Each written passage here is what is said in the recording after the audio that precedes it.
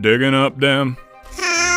The movie opens with a group of youngsters clad in prison uniforms, working under the scorching sun. They appear to be digging holes in the middle of nowhere. While working in such hostile conditions, a young boy named Barfbag purposely gets bitten by a snake to escape the hard labor. The scene then cuts to a boy named Stanley Yelnats walking in the street. Suddenly, a pair of sneakers falls on his head and knocks him down. He decides to keep the shoes as his crazy family is currently working on a remedy for stinky shoes. However, on his way back home, he is arrested by the police on the suspicion of stealing the shoes. It turns out they belong to a famous basketball player named Clyde Livingston, who had donated them to charity. The police take the boy home and inform his family about the incident. However, the Yelnats aren't shocked, and they blame the misfortune on a family curse. Stanley is then presented to the court, and the judge sentences him to 18 months detention at Camp Green Lake, a juvenile detention center.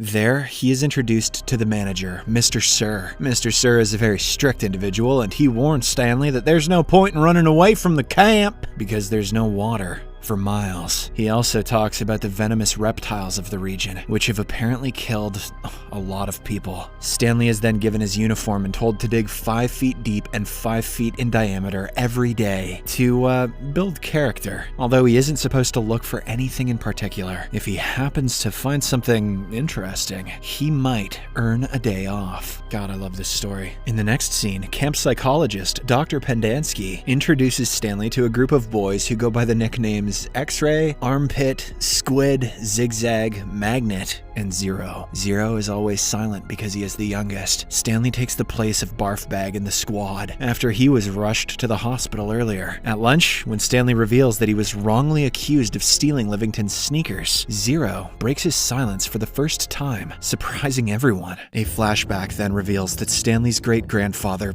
Stanley, had amassed a fortune in the stock market, but one day, he is robbed by a woman named Kissin' Kate Barlow. This sends him into a state of shock, and in a matter of months, he becomes completely broke. With no other choice, Stanley I starts working at a European farm where he falls in love with his master's daughter. He seeks advice from the local fortune teller, Madame Zeroni, on how to win the girl's heart. However, Zeroni tells him that the girl is foolish, so he should immigrate to the US instead. Stanley I gives it a good thought, but in the end, he disregards the advice and goes to ask the girl's hand in marriage. Unfortunately, the girl's father tells him to bring a big fat pig as a dowry if he wishes to stand a chance of marrying his daughter. Stanley I again goes to Zeroni, and she gives him a piglet, telling him to carry it up the mountain and make it drink water from an enriching natural stream. Stanley I agrees and vows to visit Zeroni after he succeeds. He also promises to carry the frail old woman up the mountain so she can regain her strength and youth. Eventually, the pig grows bigger in size, and Stanley I carries it to the girl's father. However, as Zeroni had said, the girl turns out to be very foolish. She is now unable to choose between Stanley and another average-looking suitor. Disappointed, Stanley decides to follow Zeroni's first advice and sets off for America. But in the process, he completely forgets to keep his promise to her and does not carry her up the mountain. This infuriates the fortune teller so much that she curses his entire male lineage for eternity. Back in the present, Stanley grows accustomed to life in the camp. One day, he discovers a fossil and shows it to the counselor, Dr. Pendansky, hoping to secure some time off. However, the counselor tells him that the warden isn't interested in fossils. He also mentions that there used to be a lake here, and all the land around it belonged to the warden's grandfather. The movie then flashes back again to 100 years ago, when the warden's grandfather ruled the town. A man named Sam is seen selling onions. He has a crush on a local teacher, Catherine, so he gives her a sack of onions for free. However, in exchange, she gives him a jar of peaches that she picked herself. In the present, Stanley wins over X-Ray and the others, and they accept him into their squad by giving him the nickname Caveman. This is because he is good at finding fossils. One afternoon, he receives a letter from his mother and laughs as he reads her stories. Soon, Zero arrives there and inquires what he is laughing at, admitting that he can't read. He then requests that Stanley teach him how to read, but the latter declines, saying that he gets exhausted from digging all day. One day, Stanley discovers an object resembling a shell casing, with the initials KB. Unfortunately, X-Ray snatches it from him and gives it to the counselor to get the day off. The counselor then informs the camp warden, who is revealed to be a woman, about the finding. Impressed by the object, she rewards X-Ray and orders everyone to dig up his hole further. The movie again flashes back 100 years in the past. Sam visits Miss Catherine and offers to fix her leaking roof in exchange for 3 jars of her spiced peaches. Catherine agrees, and over time, the two grow closer to each other. However, other men in the town also start to show interest in her. One night, a man named Trout Walker hits on her, but Catherine brutally ignores him. Weeks pass, and Sam eventually completes her repair work. But despite this, the two continue hanging out. One day, he musters up the courage to kiss her. Unfortunately, Trout Walker sees this, and in a fit of jealousy, he burns down Catherine's school. When the latter finds out about this, she rushes to the local sheriff for help, but even he tries to kiss her. He also tells Catherine that her lover will soon be executed for the crime of kissing a white woman. Terrified, she rushes to warn Sam, but it is too late as he is shot in his own boat. This sends Catherine into a state of shock, and so she decides to avenge her lover's death. A few days later, she kills the sheriff and finally gives him the kiss before leaving. After this, Catherine never looks back, and her journey as an outlaw begins. She goes on to loot wealthy merchants and landowners before executing them and bidding them farewell with her signature kiss. This gives her the nickname Kissing Kate Barlow. Meanwhile, after Sam's execution, it never rains in the town, and the lake eventually dries up, rendering Trout Walker's land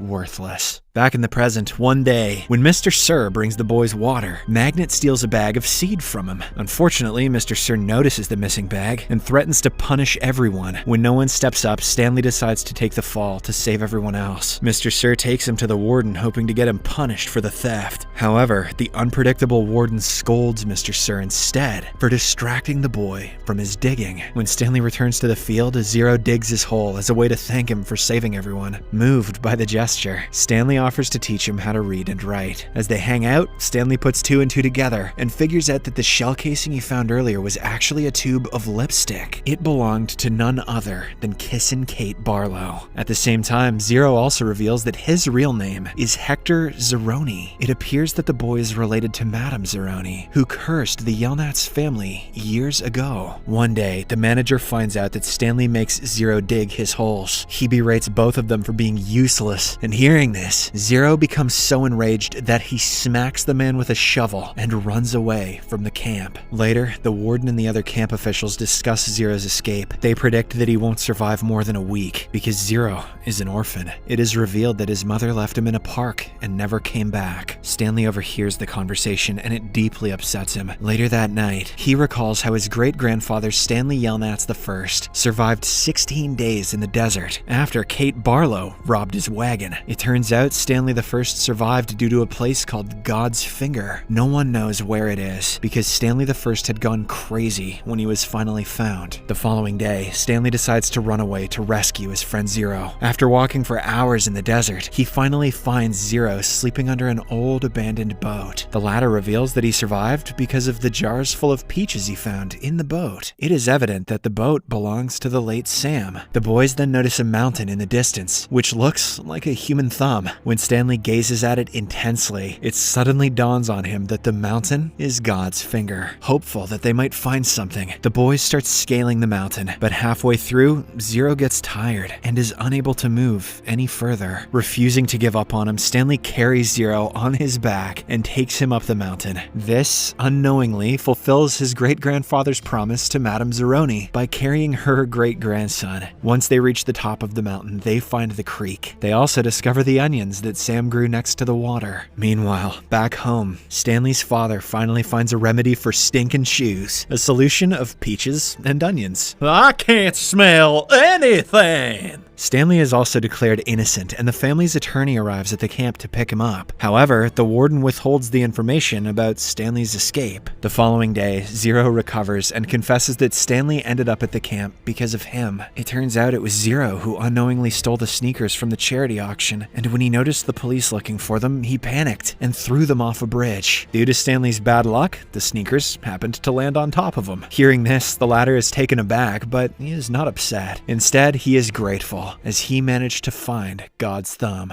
The movie again flashes back to the past. Kate Barlow finally finds Sam's boat in the dried up lake that is now turned into a desert. As she sits there by herself, remembering her late lover, Trout Walker and his wife arrive at the scene. They demand to know where Kate has hidden all her stolen treasures, as they are desperate for money after they lost everything to the drought. Kate refuses to help them and instead commits the unthinkable by letting herself get bitten by a yellow spotted lizard. Since then, Trout Walker's predecessors, including the current warden, have been digging through the dried lake in search of Kate's treasure. Back in the present, Stanley and Zero return to the field to look for the treasure chest where he originally found Kate's lipstick tube. They eventually succeed, but right then, the warden and Mr. Sir arrive and try to seize the trunk. However, they quickly back off when they notice that the yellow spotted lizards have climbed on to the boys. The next morning, the warden is still waiting for the lizards to go away so that she can steal the chest. It turns out that the boys are alive because the lizards are averse to the onions they have been eating. After a while, Stanley's attorney also arrives with the police. The warden accuses the boys of stealing her trunk, but her claims are quickly rebuffed when Zero notices Stanley Yelnats written right on the trunk. Consequently, Stanley is allowed to leave with the trunk, while the warden and her crooks are arrested. It also finally rains in the desert for the first time in 100 years. Later, the boys head to Stanley's home, where they share the treasure equally. Using the newfound wealth, Zero hires a PI to successfully find his mother, and it's revealed that she too had been looking for him all this while. The movie ends as the boys become neighbors and invite all the released camp kids to visit.